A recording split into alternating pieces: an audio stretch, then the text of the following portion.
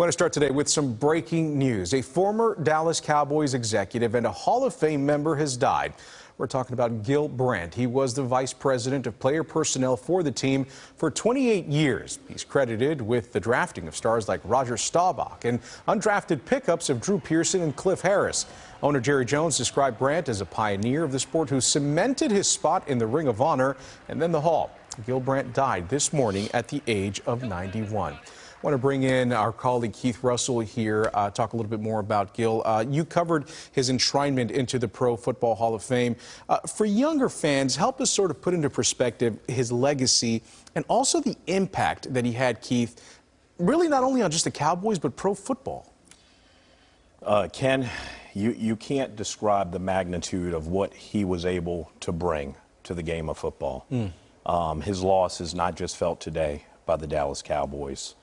It's felt by the entire NFL. It's felt by football fans everywhere. It's felt by me as I sit here talking to you.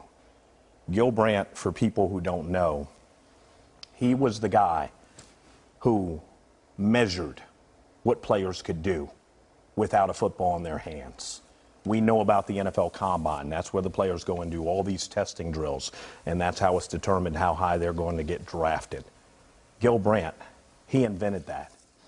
Gil Brandt was the first executive and scout to use computers to measure a player's speed, how fast they could run, how much they could lift, how high they could jump, what they could do as you projected that athletic ability onto the football field. He drafted Hall of Famers that didn't even play football. Rayfield Wright played basketball. Drew Pearson was a baseball player. Bob Hayes, I'm naming all Hall of Famers. He was the fastest man in the world. He was a track star, and he came from a historically black college. Gil Brandt drafted him. He's in the Hall of Fame as a wide receiver. Gil Brandt, he took players like Cliff Harris. Cliff Harris and Drew Pearson, both undrafted, went into the Hall of Fame a couple years ago. Gil Brandt is in the Hall of Fame. Why? Because he knew things about football way before all the analytics, as we like to call it. But when you think about the Cowboys, there are two Cowboys teams and two Cowboys eras, Ken, that people often confuse. There's the 90s with Troy Aikman and Michael Irvin and Emmitt Smith. There's the 70s with Roger Staubach and the boys. They won the first two Super Bowl titles for the Cowboys. Aikman and the boys won the next three. That was what Gil Brandt brought to the game of football. He became the guy as the architect of America's team. And this shocks everyone. I just got off the phone with Drew Pearson. He just did a Zoom with me. He's heartbroken. I'm heartbroken. The football world is heartbroken. Let's hear what Drew had to say.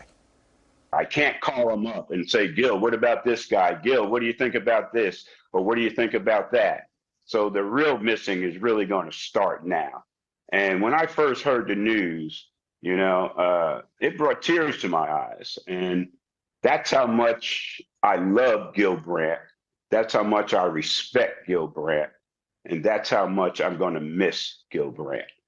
And even though 91 years of life is a long time, but with Gil Brandt, 91 years is still gone too soon, because I know in his passing, he's still got a lot of knowledge up in that head. He knows all more about Drew Pearson still to this day than probably Drew Pearson knows. When you hear, Keith, the way that Drew talks about him, the way you talk about him, and everybody who knew him, you get the sense that this guy was just, Mr. Brandt was just larger than life in so many ways. Then you look at the pictures in the Hall of Fame, it really brings to light and into focus just how huge the impact that he had on the NFL was. You saw that picture with Roger Staubach, who is arguably, the greatest Cowboys quarterback of all time. You saw that picture, in that same picture, Drew Pearson, undrafted, Hall of Fame. Cliff Harris, undrafted, Hall of Fame. We know Rodgers in the Hall of Fame. Gil Brandt's in the Hall of Fame.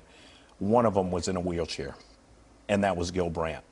but his dedication to the game allowed him to roll himself into AT&T Stadium's press box each and every Sunday because he cared that much about the Dallas Cowboys and the game of football. I like the way you put it earlier. If there was a Mount Rushmore of Cowboys, he'd be on it. Tex Schramm, Tom Landry, in no particular order, Gil Brandt, obviously Jerry Jones now.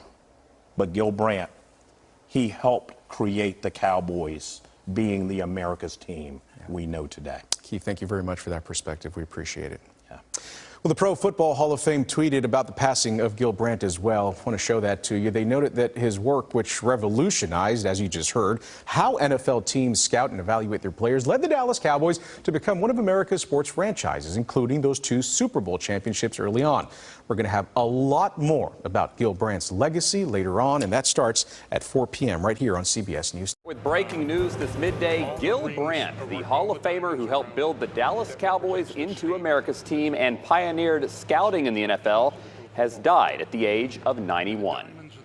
Thanks for joining us this midday. I'm Chris Sadeghi. The Dallas Cowboys announced the death of the Ring of Honor member this morning at 9:30. Brandt spent 6 decades in the NFL, most notably as the vice president of player personnel for the Cowboys from their inaugural season in 1960 to 1988. His scouting led to the Cowboys drafting players like Roger Staubach and Herschel Walker, but also found undrafted gems like future Hall of Famers Drew Pearson and Cliff Harris. His legacy extends far beyond the Cowboys, though, to the entire NFL, where he's credited with creating the NFL Combine and revolutionizing the draft. Cowboys owner Jerry Jones released a statement saying Gil was at the very core of the early success of the Dallas Cowboys and continued to serve as a great ambassador for the organization for decades beyond that. His contributions cemented his spot in the Ring of Honor. He was my friend and a mentor, not only to me, but to countless executives, coaches, players, and broadcasters across the National Football League. Today, the NFL community is saddened by the loss of Gil Brandt. Gil was highly regarded as one of the best player personnel administrators during his 29-year career with the Dallas Cowboys. As the vice president of player personnel, he helped the Cowboys grow into one of the most powerful and popular sports franchises in America. Gil Brandt, who was the other one that came in at the same time, his scouting helped us tremendously in the early years as we developed as a football team. And that was very important to me personally. It was Gil Brandt's eye for talent and the scouting system he put in place that helped transform the Cowboys from an expansion team to America's team. The Cowboys put together 20 consecutive winning seasons, appeared in 5 Super Bowls, including victories in Super Bowl 6 and 12 during his tenure. I especially want to point out Gil Brandt, who you've heard his name. He was one of the first people that I hired, even in the fall of '59, before we had a franchise, and he was responsible for most of the players that we had, the great players. He was our chief scout. Gil oversaw the drafting of 9 Cowboys who were now enshrined in the Pro Football Hall of Fame. Some honorable mentions: Troy Aikman, Rayfield Wright, Bob Hayes, and Roger Staubach. Brandt was the first one to use computers for scouting and talent evaluations, the first one to use psychological tests to evaluate the makeup of players under pressure. It was the way he and the Cowboys graded college players that led to building the NFL Scouting Combine to streamline the evaluation process. He will be remembered for pioneering many of the scouting techniques used by NFL clubs today. When we were one of the founders of the first scouting combine in the early 80s, who would envision how far this event has advanced? Esteemed Hall of Fame voter Rick Goslin recently said that 20 years ago, the first combine, there were 7 media members credentialed for the combine. This past year, there was over 2,000. My life has been an incredible journey, all inspired by football. I've been fortunate enough to see this growth of this game the past 60 years. Gil Brandt, Hall of Famer forever.